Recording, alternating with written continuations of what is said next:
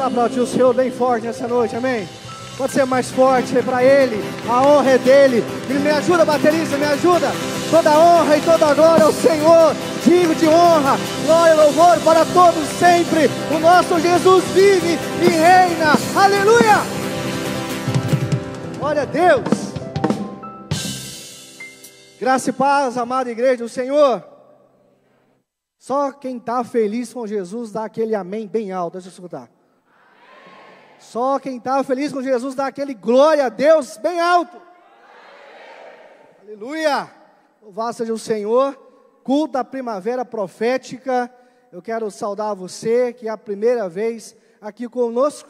Nós não temos aqui o costume de pedir para você levantar a mão, mas sinta-se honrado, cumprimentado nessa noite por toda a igreja. Você que está aqui pela primeira vez, você que está ao vivo conosco também, pelo canal do YouTube, pelo Chamar TV, que Deus abençoe a tua vida em nome de Jesus. Abra comigo a sua Bíblia, Eclesiastes capítulo 3, verso 1. Eclesiastes 3, verso 1. Eu quero agradecer usar dois nomes aqui, o nome do Wagmar e da Mirella.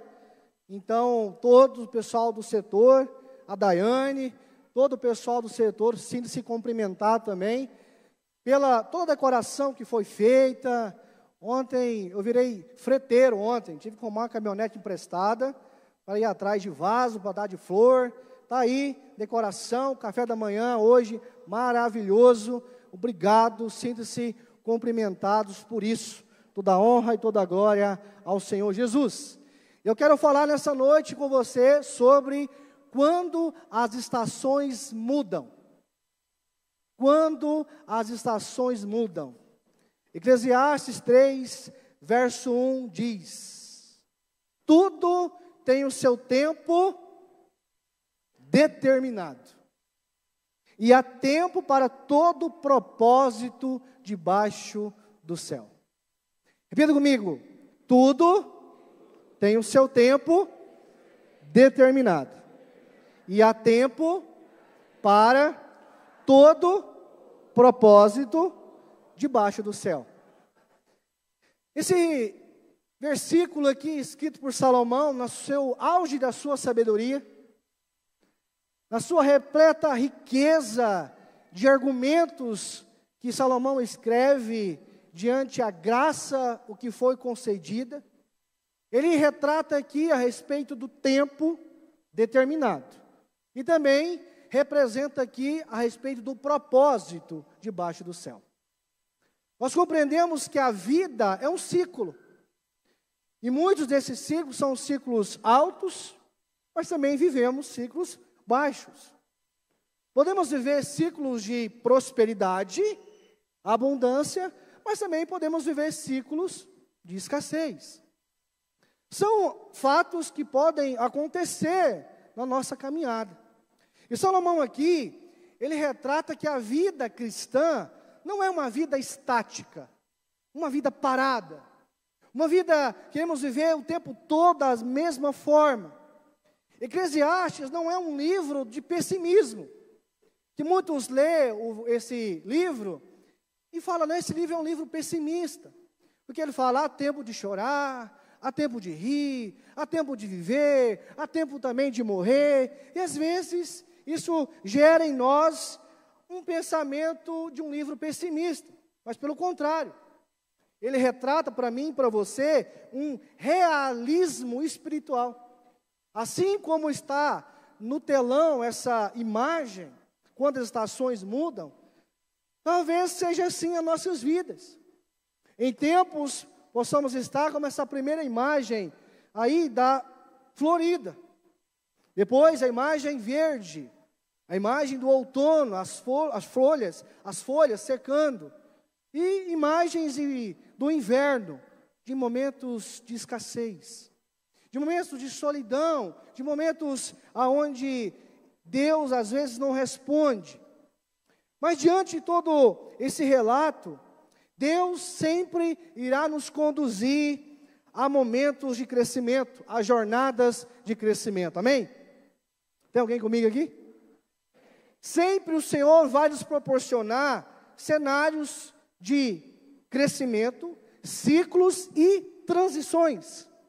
Podemos observar aqui, de forma bem didática, eu vou olhar aqui no meu retorno de vídeo, para não dar as costas para a igreja, de forma bem didática, as estações, os ciclos, as transições. E às vezes nós não percebemos as transições que Deus está fazendo no nosso meio. Nós não temos o discernimento para compreender aquilo que Deus está fazendo. Bom, diante de tudo isso, o inverno, ele pode simbolizar ou representar momentos de silêncio. Momentos de silêncio, espera e aparente que Deus não responde. É quando Deus trabalha no oculto. É quando Deus fortalece as nossas raízes, preparando o terreno do nosso coração. Os momentos de inverno, essa última imagem aqui do telão, ele está representando para mim e para você uma transição de amadurecimento. Um momento, um ciclo de amadurecimento, onde as raízes elas são fortalecidas. Mesmo que de forma externa, essa árvore ela não está representando uma beleza, aquilo que ela foi criada para representar, mas nas suas raízes estão sendo fortalecidas. É assim os momentos de inverno. Deus trabalha no oculto, fortalecendo as raízes e preparando o nosso coração. Vocês entenderam? Pode falar um amém? A primavera, ela anuncia um novo tempo. Um tempo de renovo, um tempo de florescimento, e é onde as promessas de Deus começam a se manifestar. Glória a Deus por isso. É a imagem do canto, das flores, de algo que representa vida, riqueza, de algo que gera beleza onde passa.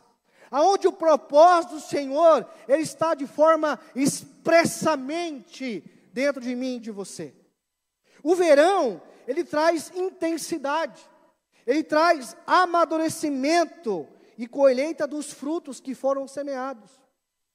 Dentro do outono, também representa uma transição, tempo de desapego, aonde as folhas caem.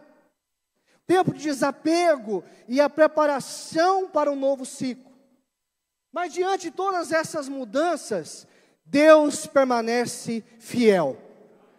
Eu vou repetir para o outro canto de cá. Diante de todas essas mudanças, Deus permanece fiel. Agora, pessoal do meio aqui, ó. Diante de todas essas mudanças, transições, Deus mantém a sua fidelidade. Posso ouvir um glória a Deus de toda a igreja? Vamos aplaudir o Senhor por isso, amém? Você pode repetir assim, ó, Deus é fiel. Mais alto, Deus é fiel. Aleluia, glória a Deus. Muitas vezes, sofremos por não saber a estação que estamos vivendo. Às vezes, estamos lá no inverno. As raízes sendo fortalecidas. Externamente, não está expressando uma alegria, mas queremos viver a primavera, o outono, o verão, as colheitas, mas esquecemos do plantio, esquecemos de compreender o tempo. Lembra de um homem chamado José? A promessa sobre as estrelas, sobre o sol e a lua que se curvavam diante dele, diante de toda uma promessa de um sonho revelado a José. José também passou por estações. Passou por momentos de poço, de solidão, de inverno, de tristeza. Mas passou por momentos de outono, passou por momentos de verão, até chegar a primavera e ser governador sobre toda a terra do Egito. Mas antes de chegar a ser governador da terra do Egito, houve os momentos de transição, os momentos de ciclo. Sendo acusado por algo que não tinha cometido, sendo vendido como escravo para um povo distante, longe do pai, longe da família, longe da sua cultura, sendo acusado por Potifar, por ter assediado a sua mulher, preso, na masmorra, na prisão, mas ali, José carregava algo, ele carregava uma promessa. E todos aqueles que carregam uma promessa, mesmo diante de estações que estão vivendo, continue caminhando para frente, continue perseverando, continue crendo, porque Deus é fiel para cumprir todas as promessas. Amém? José, essa referência que aqui usamos, representa a passagem, essas transições espirituais. E muitas transições, elas são desconfortáveis. Toda transição, toda mudança, ela é desconfortável. Nos tira do nosso momento, vamos dizer assim, estático. Precisa de mudança. Precisamos discernir o tempo para compreender aquilo que Deus está falando. Nada no reino de Deus é desperdício. O tempo do inverno não é desperdício. Eu quero compartilhar com vocês 3 atitudes essenciais quando a estação muda. Primeira coisa, discernir o tempo que Deus está trazendo. Qual é esse tempo que Deus está trazendo agora para a minha vida? Qual é o tempo que Deus está trazendo para o meu ministério, para o meu casamento, para o meu trabalho, para a minha empresa, para a criação dos meus filhos? Porque tudo muda, não é verdade? As roupas mudam. Gente, você já observou as fotos nossas antigas? Olha que eu não sou tão antigo não, eu tenho 37 anos. Estou bem conservado, aleluia. Sou muito bem cuidado pela Thaís. E pelo meu barbeiro, aleluia. Mas você reparou que tanto que as roupas mudam? Né? As roupas, elas mudam. Dependendo das estações, as roupas também mudam. As cores. Hoje nós estamos com uma paleta de cores, né? Eu, o João e a Gina compramos em liquidação, né? Pague 1, leve 3. Aleluia. Mas as estações mudam. As coisas mudam. As roupas mudam. E nós, estamos mudando? E nós aceitamos a mudança que Deus quer? E nós estamos mudando aquilo que Deus tem pedido para nós mudarmos? Nosso comportamento como cristão, fora da igreja? A nossa atitude de irmão um com o outro? No relacionamento de marido e mulher, criação dos filhos? Das contas que fazemos e pagamos? Das conversas que temos? Das atitudes que temos? Será que todos esses processos e todas as estações têm gerado mudanças em nós mesmos? Mas o que adianta, pastor, passar por uma mudança e não haver mudança? O que passar por essas estações e nada mudar?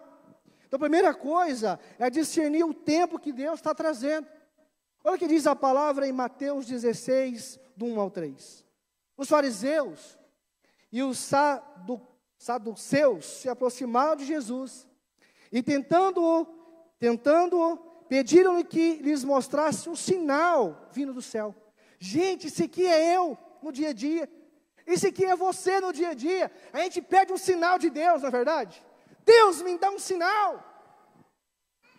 Deus me dá um sinal para me realizar isso, para me concretizar isso.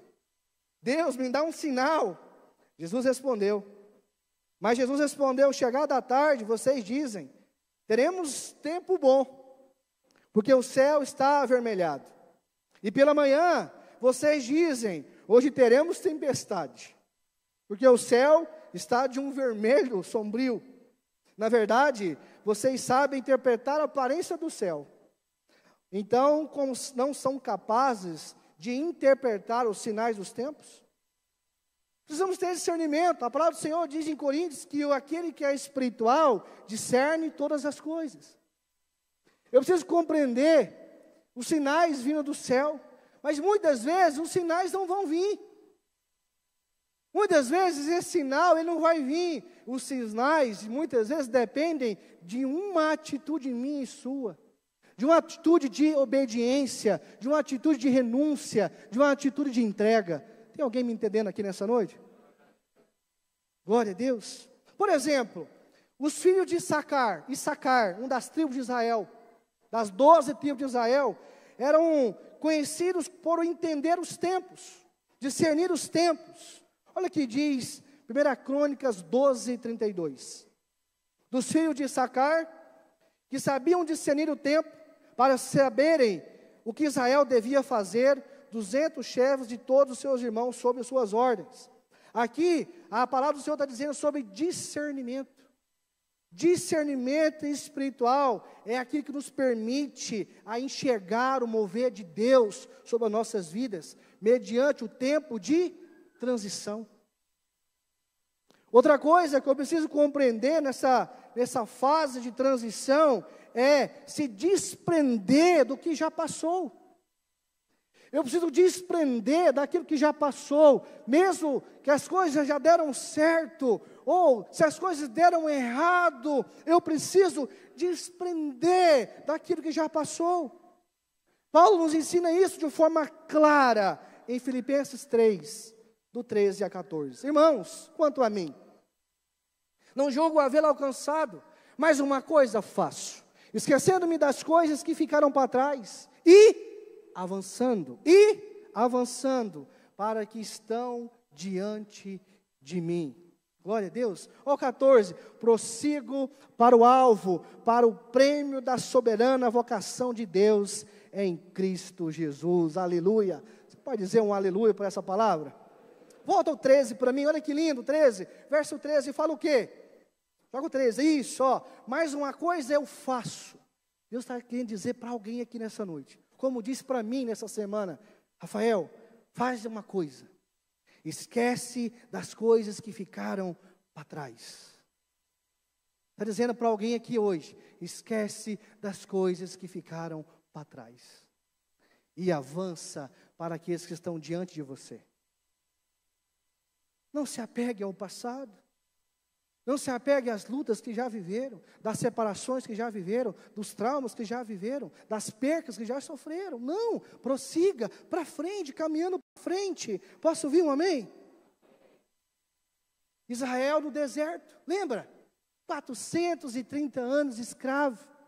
Meu Deus, que momento difícil. Se levanta um homem, Moisés, um legislador, um homem de Deus, retira o povo de lá com sinais, eles viram sinais.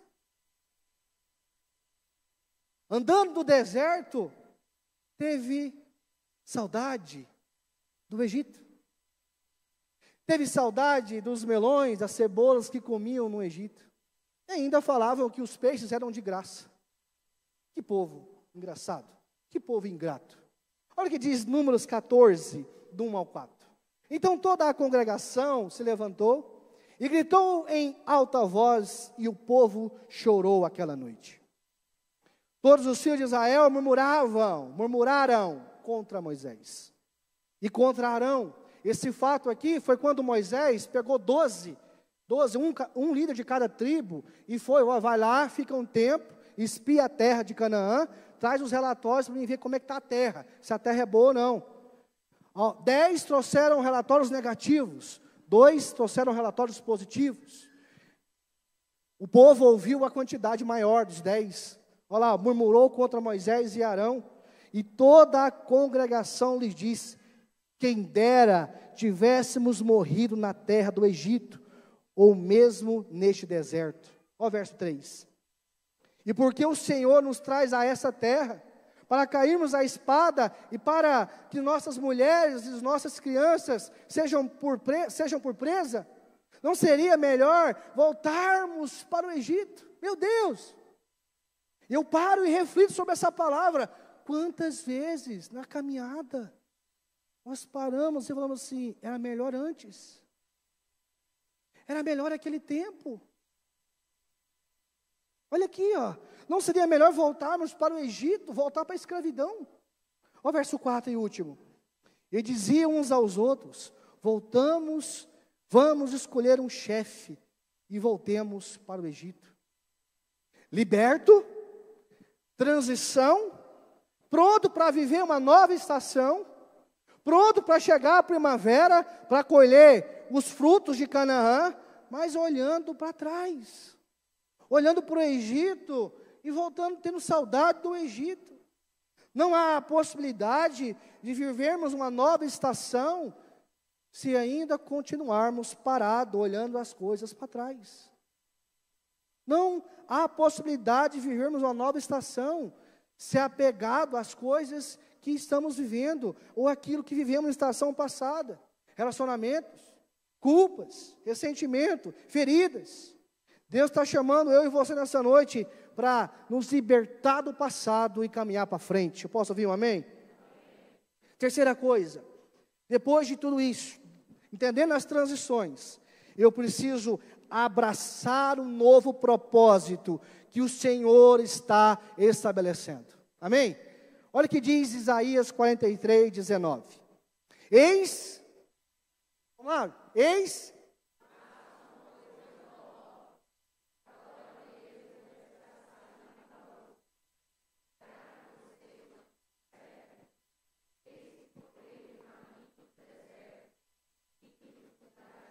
Olha o verso 20, vamos continuar lendo.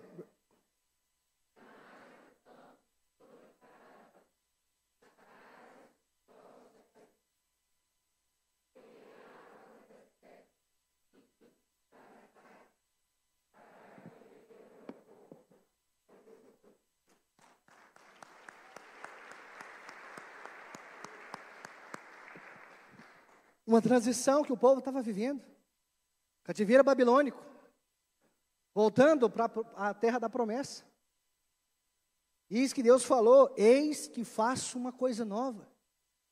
Eis que faço uma coisa nova, que está saindo à luz, acaso vocês não já estão percebendo? Discernir o tempo. Discernir que aquilo, o novo de Deus, e abraçar o novo de Deus, amém? Josué, capítulo 1. Como essa palavra fala ao meu coração? Vamos ler do 1 ao 9. Depois que Moisés, servo do Senhor, morreu, o Senhor falou a Josué, filho de Num, auxiliar de Moisés, dizendo: Moisés, meu servo está morto. Prepara-se agora e passe este Jordão, você e todo este povo, e entre na terra que eu vou dar aos filhos de Israel. No lugar em que puseram a planta do pé, eu darei a vocês. E como prometi a Moisés, o território de vocês irá desde o leste do Rio Líbano até o grande rio, o rio Eufrates. Estendendo-se atrás de toda a terra dos heteus até o grande mar, na direção do poente do sol. Ninguém poderá resistir a você todos os dias da sua vida. Assim como estive com Moisés, estarei com você. Não o deixarei, nem o abandonarei. Seja forte e corajoso, porque você fará este povo herdar a terra que sob juramento prometi dar aos pais deles. Então somente seja forte e muito corajoso, para que você tenha o cuidado de fazer segundo toda a lei que o meu servo Moisés lhe ordenou. Não se desvie dela, nem para a direita, nem para a esquerda, para que seja bem sucedido por onde quer que você andar. Não cesse de falar deste livro da lei. Pelo contrário, medite nele de dia e de noite, para que você tenha o cuidado de fazer tudo o que nele está escrito. Então você prosperará e será bem sucedido. Não foi isso que eu ordenei? Seja forte e corajoso. Não tenha medo, nem fique assustado, porque o Senhor, seu Deus, estará com você onde quer que você andar. Transição. Moisés, o grande líder, legislador, libertando o povo, morreu, e agora? Transição. Josué assumiu uma cadeira de autoridade, uma liderança, de um povo que murmurava, mas também de um povo que tinha promessa. Fala uma pessoa que está ao teu lado, talvez você não goste de dizer isso, mas deixa eu ser pedagógico hoje. Fala para a pessoa, seja forte e corajoso. Eu vou aumentar um pouquinho a frase, seja forte e corajoso, mediante as transições. Em 2019, para 2020, na virada do ano, no momento da virada da meia-noite, eu particularmente não gosto de virada do ano. Se tem alguém aqui que não gosta, eu não gosto de virada de ano. Natal eu gosto, legal, tem muita comida, aleluia, né? Mas virada de ano eu não gosto, porque muita coisa vem. Eu me lembro que 19 para 20, sem pandemia, sem nada, eu sentado nas primeiras cadeiras. E essa palavra ela veio muito forte ao meu coração, Josué 1:9. Seja forte e corajoso por semanas, no final de dezembro, 19 para 20. E a igreja estava vivendo um tempo de mudança, de transição. O envio do nosso pastor Edson na missão aos Estados Unidos, mudanças estratégicas para crescimento. E me lembro que eu chorei de uma forma tremenda aqui, uma forma que eu não consegui segurar nessa virada do ano. Me lembro que as cartas que escrevi na nossa semana da virada, eu escrevi algo, mas naquela noite eu entendi que tudo que eu tinha escrito não era aquilo que Deus tinha para mim nesse novo ano. Me lembro que chorei, momento que a virada do ano passou, e passou alguns meses, as mudanças chegaram, a pandemia chegou, a igreja fechada, muitas vezes pregando aqui para uma câmera, com a igreja vazia, para levar até você um alimento espiritual. E foram 6 meses mais difíceis da minha vida. Foram 6 meses de muita luta. Foram 6 meses de inverno. Foram 6 meses de silêncio da parte de Deus em várias coisas. Inúmeros momentos com vontade de desistir. Vontade de deixar tudo. Vontade de desistir do chamado, do ministério. Mas eu entendi que o momento de inverno estava preparando as raízes. Estava fortalecendo o coração. Estava alongando a voz e alongando as mãos e fortalecendo os pés para continuar caminhando.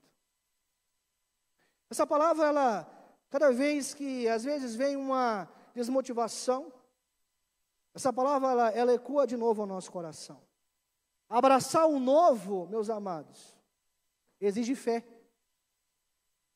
Abraçar o novo e entender o novo de Deus exige fé, coragem e obediência. E foi isso que eu entendi nesses primeiros 6 meses de 2020.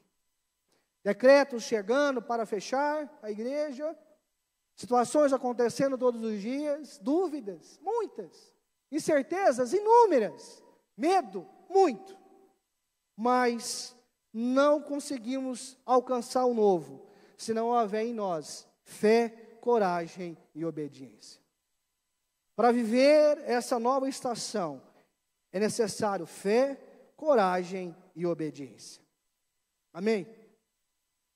Depois dessa pequena introdução, eu quero te dar 4 pontos para você crescer a partir de hoje. Primeira coisa, para compreender quando as estações mudam. Primeira estação é a estação do plantar. É a estação do fundamento. Os 6 primeiros meses de 2020, para mim, foi a estação do plantar. A estação do fundamento. Eclesiastes 3:2 diz assim. Eclesiastes 3:2 diz assim: há tempo de nascer e tempo de morrer, tempo de plantar e tempo de arrancar o que se plantou. O tempo aqui dessa estação é o tempo de lançar as sementes. Lançar as sementes de fé, mesmo que os resultados deles não vão vir de forma imediata. O verbo aqui, plantar, há tempo de plantar, ele vem do hebraico chamado nata, que implica a fixar raízes. No momento de inverno, eu estou fixando raízes. E quando as minhas raízes estão firmes e profundas no propósito, em profundidade, em relacionamento, em intimidade, em obediência, em coragem, em renúncia, chegará o tempo que nós vamos arrancar tudo aquilo que um dia plantamos, e a colheita será grande, amém? Algumas situações, alguns cenários que acontecem durante essa estação. As coisas não mudam. As coisas parecem que nada acontece, que Deus não responde, a resposta não vem, a notícia boa não vem. Nós insistimos e Deus está em silêncio. São alguns cenários que podemos viver durante essa transição. Mas durante essa transição, durante essa estação, que é a estação do fundamento, a estação do plantar, continue investindo em oração, santidade, discipulado e relacionamentos saudáveis. Eu posso ouvir um amém por isso? Segunda coisa, tempo de plantar, que é o tempo do fundamento. E agora é o tempo do esperar. Tempo fácil, né? Não é fácil esperar. Vocês aqui gostam de esperar? Eu não gosto, não. Alguém gosta de esperar? Acho que eu não conheço ninguém que gosta de esperar. Nossa, eu adoro esperar. Vou sentar aqui no sofá e esperar minha esposa arrumar para o culto. Aleluia. Lá em casa eu acordo a Thaís 1 hora antes do culto. Pois é, já sabe como é que faz, né? Vai indo. Sabe aqueles despertador, soneca? 5 em 5 minutos, Thaís tem uns 30 no telefone dela. Não sei como é que dá conta, né? Olha o que diz Eclesiastes 3:11. Tudo, Eclesiastes 3:11. Olha, eu tenho medo quando... deixa eu falar com vocês aqui, ó. Só para abrir um parênteses aqui, ó. O pessoal da mídia, às vezes, demora passar a letra aí, né? Me dá um temor no meu coração. Sabe por quê? E o medo deles tem sido arrebatado, mas ficou todo mundo. Sério? Todo mundo está aí, amém? Vamos aplaudir o Senhor pelo pessoal da mídia, amém?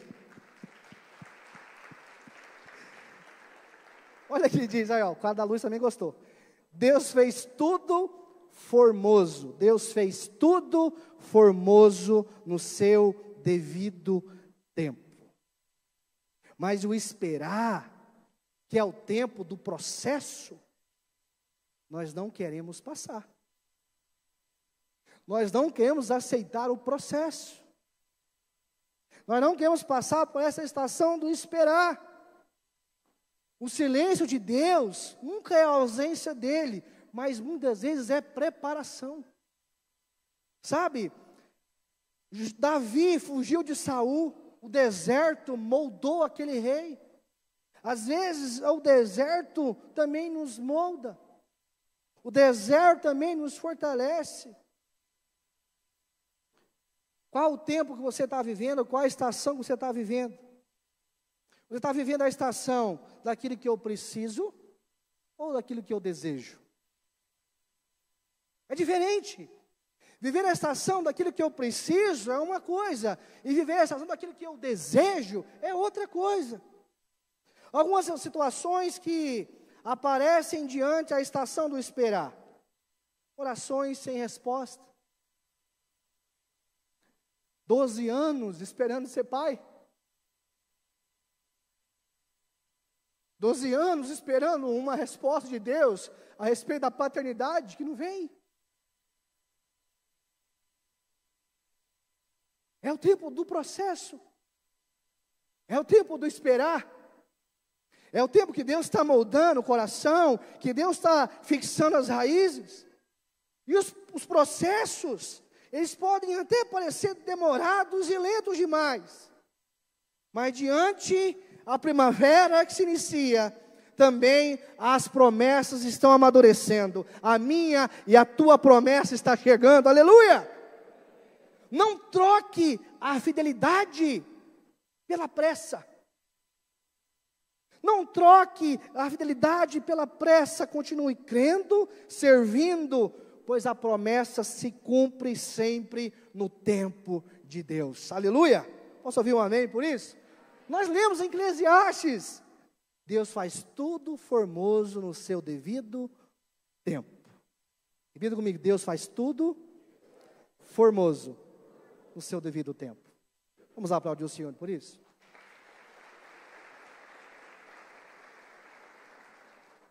Caminhe para o fim. Terceira estação. Aí chega a estação do colher. Ei, igreja. Chega a estação do colher. Chega a estação da colheita. É o tempo da frutificação. Salmo 126. 6. O que diz? Quem sai andando e chorando enquanto semeia, voltará com júbilo, trazendo os seus feixes. Aleluia! Quem sai andando e chorando enquanto semeia, voltará com júbilo trazendo os seus feixes. Chegou o tempo de testemunhar a fidelidade de Deus. A colheita, ela sempre será um resultado dos processos anteriores. Nós estamos aqui no terceiro ponto da palavra, já estou caminhando para o fim. O tempo da colheita, o tempo da frutificação. Mas não tem como chegar nesse momento de estação, de colheita, se não passarmos pelo tempo do fundamento. O tempo do plantio, o tempo do esperar, o tempo do processo. O resultado dessa estação da colheita, o tempo de frutificação, sempre será o resultado dos processos anteriores. Nunca murmure diante dos processos que está passando. Nunca questione ao Senhor pelo tempo que está passando. Talvez o tempo é o tempo de escassez, é o tempo de inverno, é o tempo de solidão, é o tempo que Deus não responde. O salmista aqui é um cântico de uma restauração pós-exílio, mostrando que as lágrimas plantadas durante o cativeiro iriam se transformar em festa e em liberdade. As situações que acontecem durante esse tempo, as portas se abrem. Portas estão se abrindo hoje aqui, amém? Levanta as mãos, eu quero profetizar. Portas novas estão chegando aqui, de restauração em casamentos. Eu estou profetizando, continuo com a mão levantada. Deus está me dizendo aqui, ó, eu vou restaurar, eu estou restaurando, apenas entrega e confia, apenas decida a viver esse tempo, a essa estação que está mudando. Deus está abrindo portas aqui, de contratos sendo assinados, de tempo de crescimento, de abundância. Aquilo que está travado, está destravando nessa noite. Talvez o seu marido está longe, a tua esposa está longe dos caminhos, os teus filhos estão longe. Quero declarar que você e sua casa servirá ao Senhor.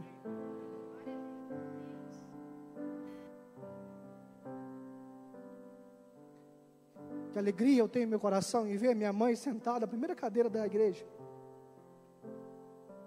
E ver meu sobrinho sentado também do lado dela.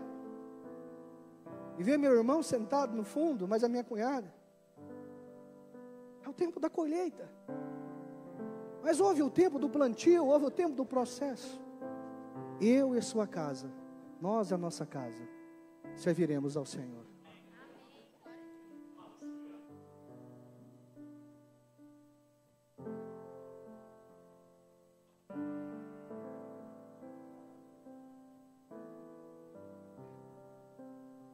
A primavera chegou.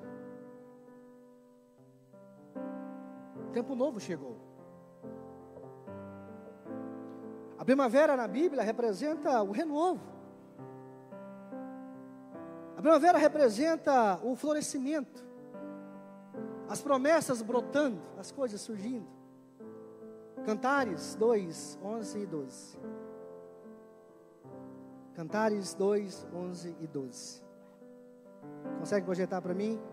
Me acompanhar a mesma leitura? Cantares 2, 11 e 12. Fala assim: porque eis que passou o inverno, a chuva cessou e se foi, apareceram as flores na terra, chegou o tempo de cantarem as aves, e já se ouve a voz da rolinha em nossa terra.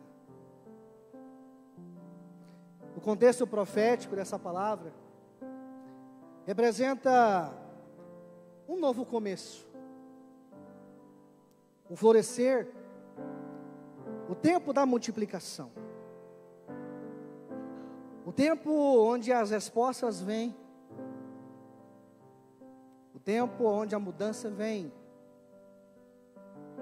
O tempo que nós vamos abraçar esse propósito que vem do Senhor.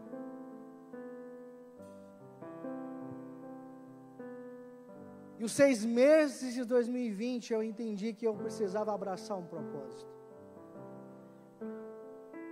Junho de 2020 eu entendi que eu precisava abraçar um propósito. Mesmo diante de tantas críticas, diante de tantas dificuldades, diante de tantos medos, diante de tantas cobranças, eu decidi abraçar um propósito. E hoje eu vejo as colheitas chegando. Eu vejo as coisas acontecendo. Respostas chegando. Respostas de oração feitas há 5 anos atrás, 6 anos atrás. Precisamos entender que plantar é obedecer sem ver. Esperar é confiar sem entender. Salmo 37, 5. Entrega teu caminho ao Senhor. Confia nele e mais ele vai fazer. E colher é agradecer e repartir. Plantar é obedecer sem ver. Esperar é confiar sem entender. E colher é agradecer e repartir. A mudança de estação, ela é inevitável.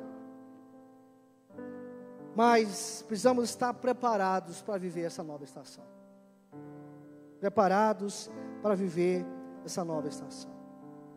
Encerro dizendo algumas palavras do teu crescimento nessa noite. O inverno da dor terminou e o tempo de florescer chegou sobre a tua vida. Cantares 2, 11 e 12 nós lemos.